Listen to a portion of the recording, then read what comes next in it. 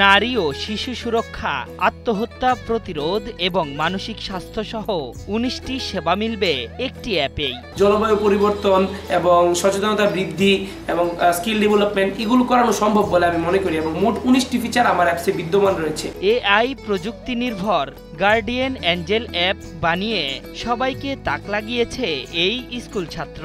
বহুমাত্রিক এই অ্যাপ তৈরি করায় তার ডাক এসেছে আমেরিকা ও তুরস্ক থেকে। সে তুরস্কে যাবে, তুরস্ক ইস্তাম্বুলে একটা সেমিনারে অংশগ্রহণ করবে, ওইখানে তার অ্যাপস উপস্থাপন করবে, বক্তৃতা দেবে। সে আমেরিকাতেও এরকম একটা আমন্ত্রণ পেয়েছে, আমেরিকাতেও যাবে। 2022 সাল থেকে গার্ডিয়ান অ্যাঞ্জেল অ্যাপ তৈরিতে মনোনিবেশ করে 10ম শ্রেণীর শিক্ষার্থী আহনাফ বিন আশরাফ। দীর্ঘ 1 বছরের প্রচেষ্টায় অ্যাপটি তৈরি করে সে।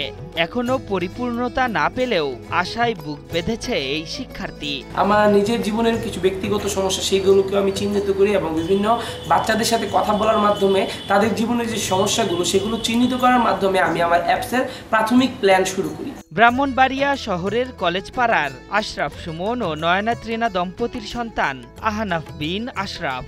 ছোটবেলা থেকেই প্রযুক্তির প্রতি তার প্রবল ঝোঁক। তারই ধারাবাহিকতায় 6ষ্ঠ শ্রেণী থেকে জেলার বিভিন্ন পর্যায়ের প্রতিযোগিতায় অংশ নিত সে। এর পুরস্কার হিসেবে আঞ্চলিক ও জাতীয় পর্যায়ে 300-র বেশি পুরস্কার হাতে তুলেছে খুদে এই প্রযুক্তিবিদ। আমি নিজেকে খুব গর্বিত মনে করি পিতা হিসাবে, এবং আমি চাই সমাজের প্রত্যেক পিতাই তাদের ছেলের উদ্ভাবনী সম্ভাবনা থাকলে তাকে সময় দেওয়া।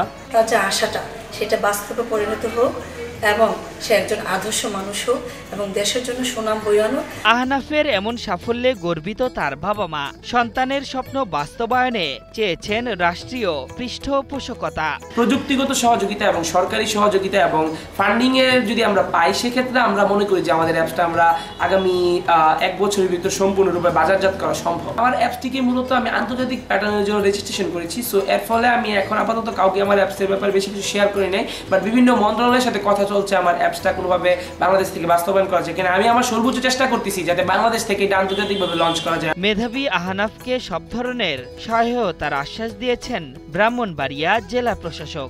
এই ধরনের অ্যাপস এই বয়সে সে তৈরি করেছে, এটা আমি দেখেছি। আসলে খুবই আমার মনে হয় খুব প্রয়োজনীয় একটা অ্যাপস, এবং আশা করি যে এটা ভবিষ্যতে তার একটা বড় রকম তাকে একটা পরিচয় করিয়ে দেবে আশা করি আর কি।